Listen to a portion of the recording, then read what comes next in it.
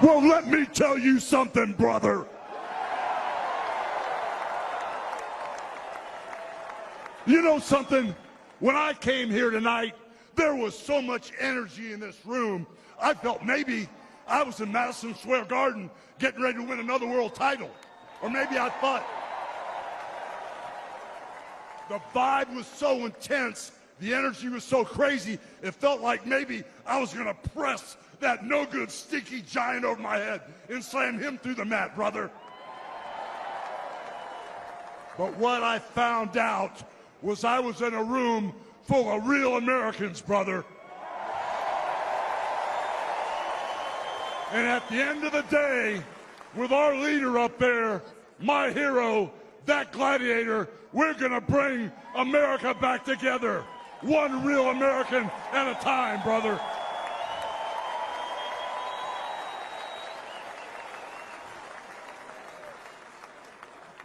You know something? I've seen some great tag teams in my time.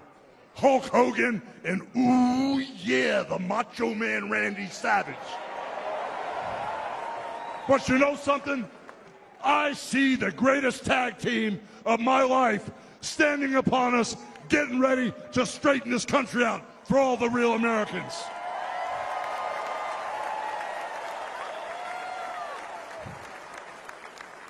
You know, even though you guys are real Americans, you better get ready. Because when Donald J. Trump becomes the President of the United States, all the real Americans are going to be nicknamed Trumpites. Because all the Trumpites are going to be running wild for 4 years. So with the power of Donald J. Trump and all the Trumpites running wild, America is going to get back on track. And like Donald J. Trump said, America is going to be great again.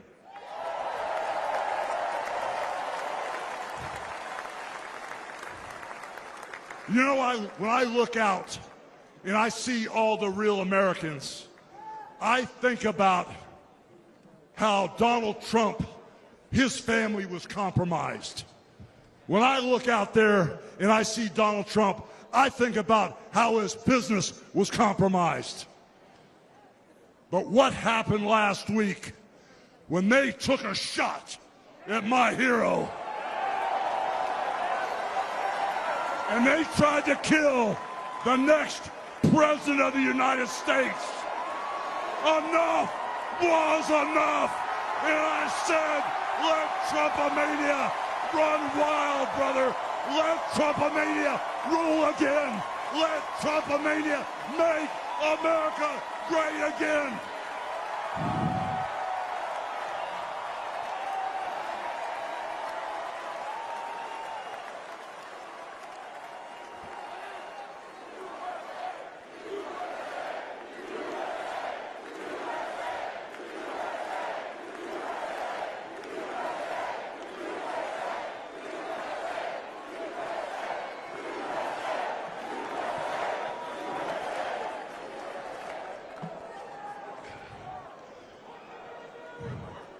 You know something, Trumpites?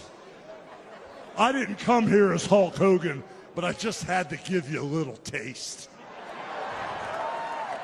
You know, my name is Terry Bollea. And as an entertainer, I love you too. And as an entertainer, I tried to stay out of politics. But after everything that's happened to our country over the past 4 years, and everything that happened last weekend, I can no longer stay silent.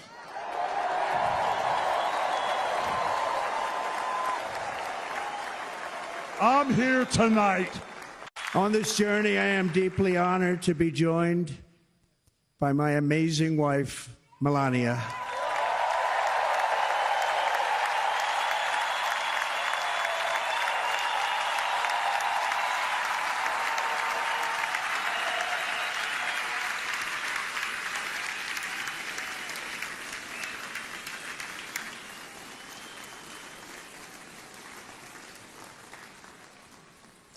And Melania, thank you very much. You also did something really beautiful, a letter to America calling for national unity, and it really took the Republican Party by surprise. I will tell you, it was beautiful.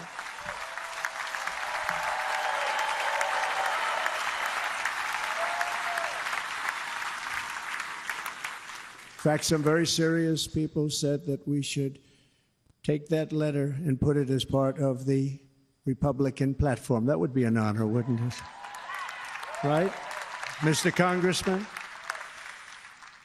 But it captivated so many, so I also want to thank my entire family for being here. Don, Kimberly, Ivanka and Jared, Eric and Lara, Tiffany and Michael, Barron. We love our Barron.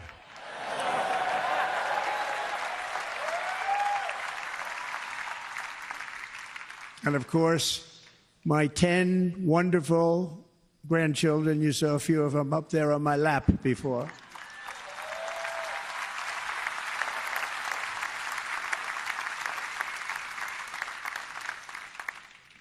And how good was Dana? Was Dana good? I mean, was he good? You know, he was on probably the only vacation he's had in about, maybe ever, because he works, but about 10 years with his wife, very far away. I won't tell you where, but very, very far away, beautiful place. And my people called, and he said, yeah, I won't be able to do it. This is many, many years. I promised my wife I can't do it. And they came in, they said, Dana won't be able to do it, because he was my first, second, and third choice. I said, well, you know, that's too bad, but I understand he's away, and it's good. It's good for him. And that was it. About 30 minutes later, she came back in, sir, Dana just called. He's going to do it. And his wife, she said, you can't turn him down. You just can't do it. You have to go. That's a good wife.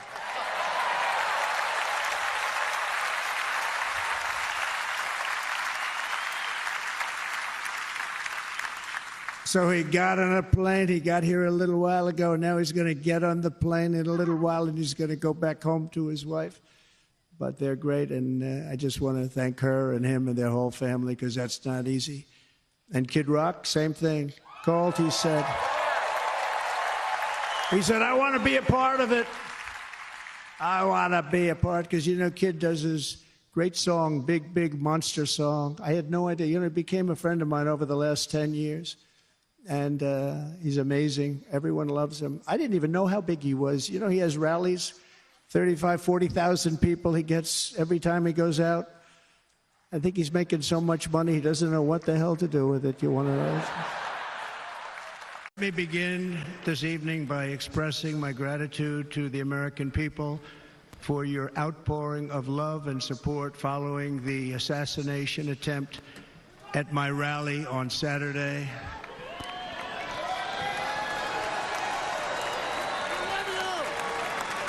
As you already know, the assassin's bullet came within a quarter of an inch of taking my life. So many people have asked me, what happened? Tell us what happened, please. And therefore, I will tell you exactly what happened, and you'll never hear it from me a second time, because it's actually too painful to tell. It was a warm, beautiful day in the early evening in Butler Township in the great Commonwealth of Pennsylvania. Music was loudly playing, and the campaign was doing really well. I went to the stage, and the crowd was cheering wildly. Everybody was happy. I began speaking very strongly, powerfully, and happily, because I was discussing the great job my administration did on immigration at the southern border. We were very proud of it.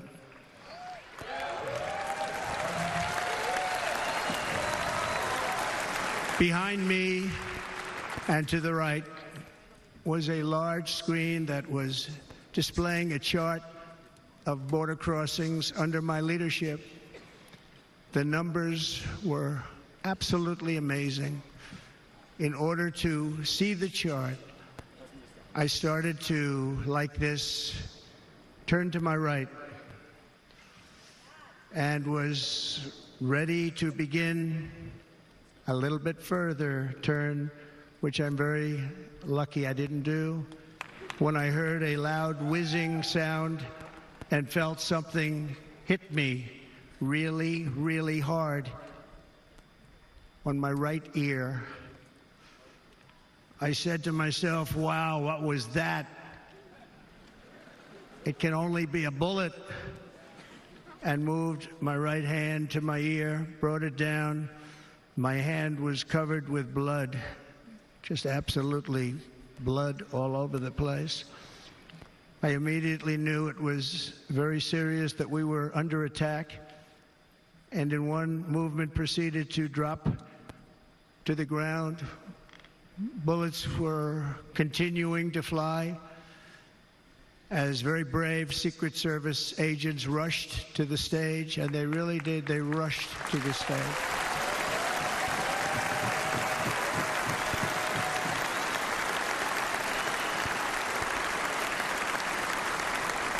These are great people, at great risk, I will tell you, and pounced on top of me so that I would be protected.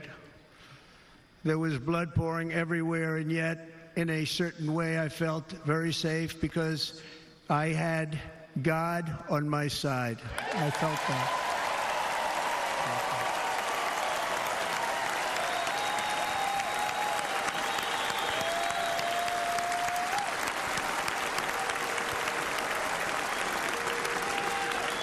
The amazing thing is that prior to the shot, if I had not moved my head at that very last instant, the assassin's bullet would have perfectly hit its mark, and I would not be here tonight. We would not be together. The most incredible aspect of what took place on that terrible evening in the fading sun was actually seen later. In almost all cases, as you probably know, and when even a single bullet is fired, just a single bullet, and we had many bullets that were being fired, crowds run for the exits or stampede, but not in this case. It's very unusual.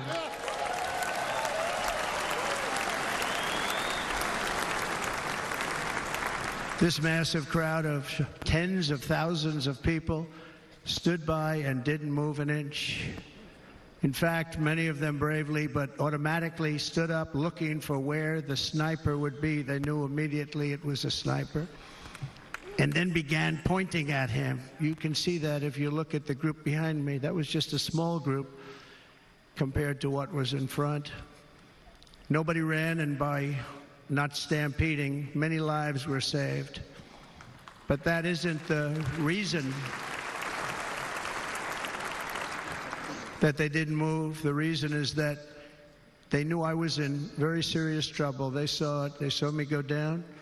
They saw the blood and thought, actually most did, that I was dead.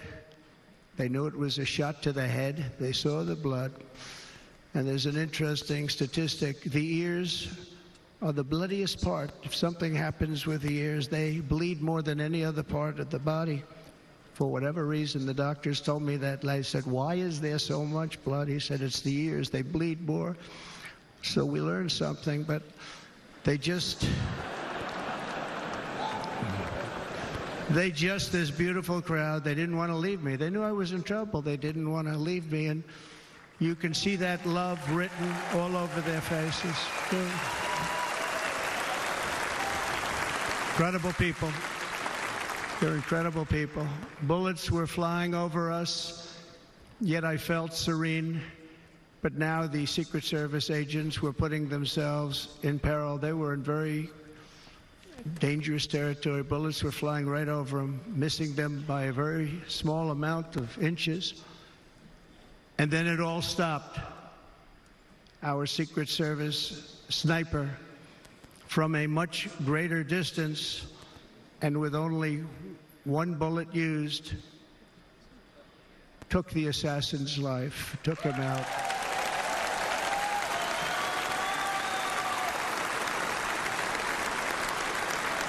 I'm not supposed to be here tonight. Not supposed to be here. Yes, you are. Yes, you are. Yeah.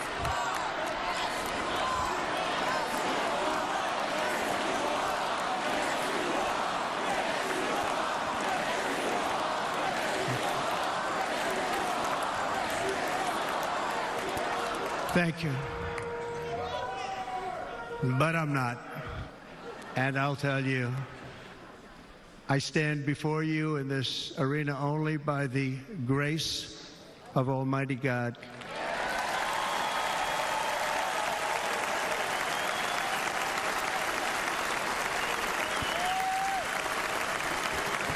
In watching the reports over the last few days, many people say it was a providential moment. Probably was. When I rose, surrounded by Secret Service, the crowd was confused because they thought I was dead, and there was great, great sorrow. I could see that on their faces as I looked out.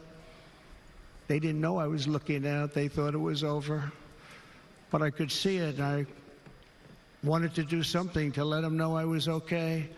I raised my right arm, looked at the thousands and thousands of people that were breathlessly waiting, and started shouting, "Fight, fight, fight."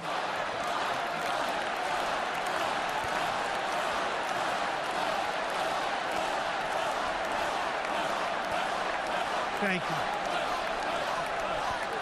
you. Once my clenched fist went up, and it was high into the air. You've all seen that. The crowd realized I was okay and roared with pride for our country like no crowd I have ever heard before. Never heard anything like it. For the rest of my life, I will be grateful for the love shown by that giant audience of patriots that stood bravely on that fateful evening in Pennsylvania.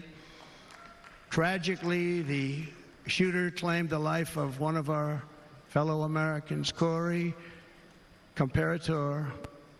Unbelievable person, everybody tells me. Unbelievable. And seriously wounded, two other great warriors. Spoke to them today. David Dutch and James Copenhaver, two great people.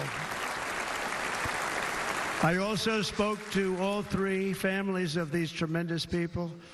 Our love and prayers are with them, and always will be. We're never going to forget them. They came for a great rally. They were serious Trumpsters, I want to tell you. They were serious Trumpsters, and still are.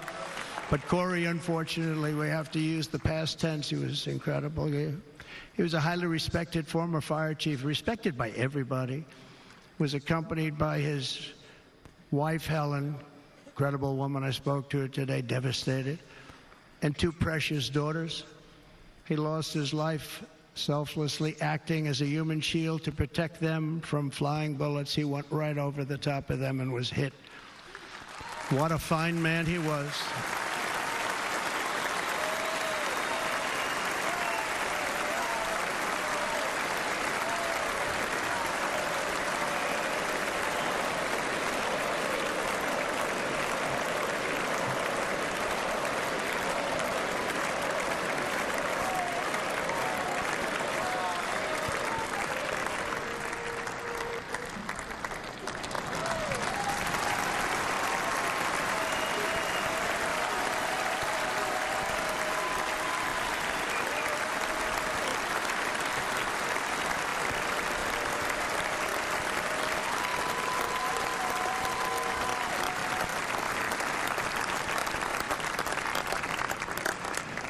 I want to thank the fire department and the family for sending his helmet, his outfit, and it was just something, and they're going to do something very special when they get it. But we did something which cannot match what happened, not even close.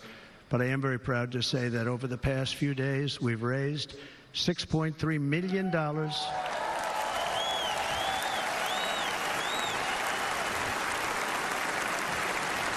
For the families of David, James, and Corey, including from a friend of mine, just called up, he sent me a check right here, I just got it, $1 million.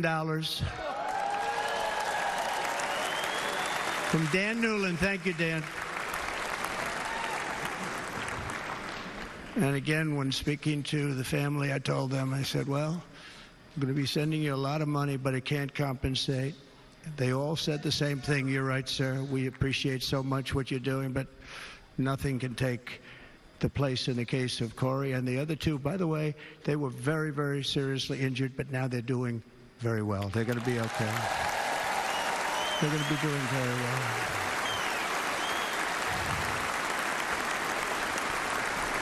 They're warriors. So now I ask that we observe a moment of silence in honor of our friend Corey.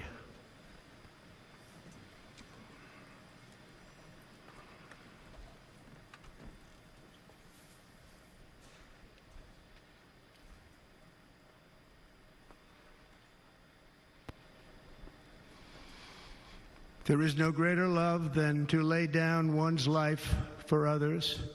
This is the spirit that forged America in her darkest hours, and this is the love that will lead America back to the summit of human achievement and greatness. This is what we need. Despite such a heinous attack, we unite this evening more determined than ever. I am more determined than ever, and so are you. So is everybody in this room.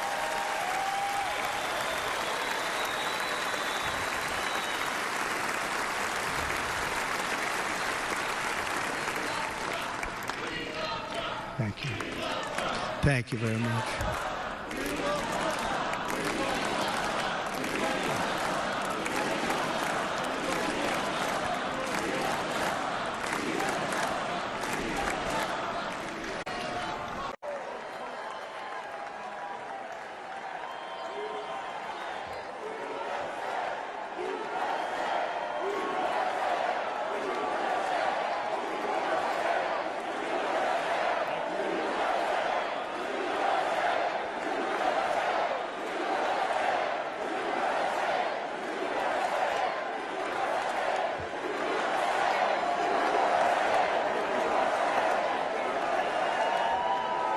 Well, let me tell you something, brother.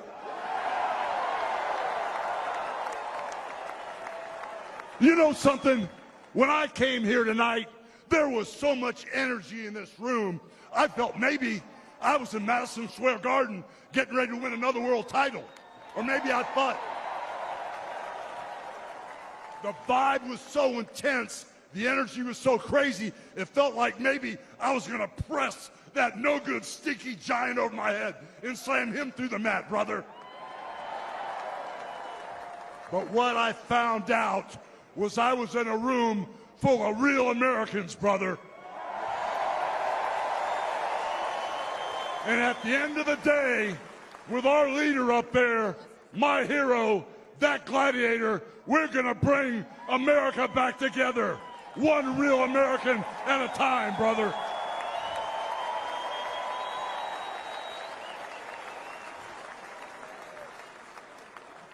You know something? I've seen some great tag teams in my time.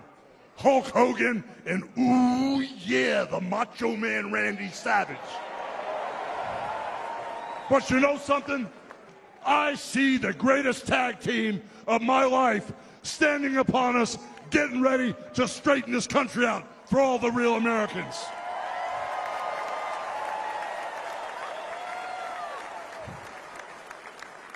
You know, even though you guys are real Americans, you better get ready. Because when Donald J. Trump becomes the President of the United States, all the real Americans are going to be nicknamed Trumpites. Because all the Trumpites are going to be running wild for 4 years. So with the power of Donald J. Trump and all the Trumpites running wild, America is going to get back on track, and like Donald J. Trump said, America is going to be great again.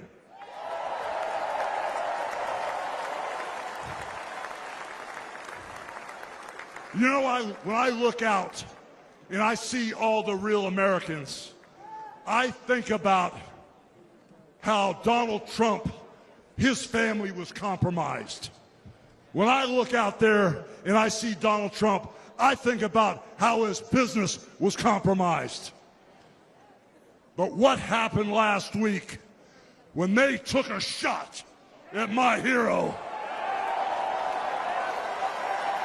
and they tried to kill the next president of the United States? Enough was enough. And I said, let Trumpomania run wild, brother. Let Trumpomania rule again. Let Trumpomania make America great again.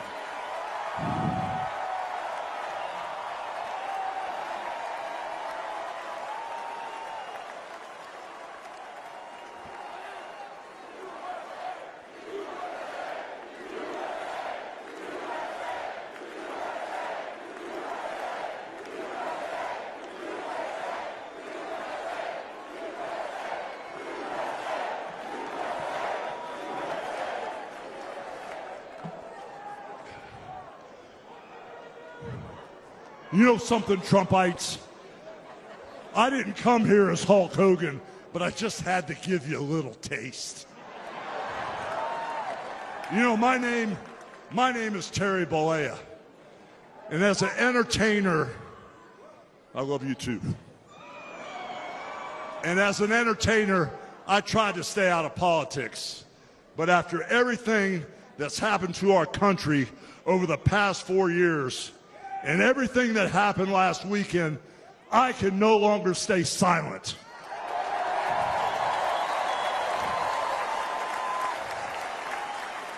I'm here tonight